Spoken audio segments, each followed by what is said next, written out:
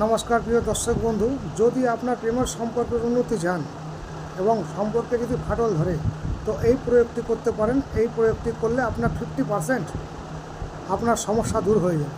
উপায়টি হচ্ছে দোকানে গিয়ে একটি মাটির ঘট এবং একটা ঢাকনা কিনে নিয়ে আসুন, এই ছোটো সাইজের।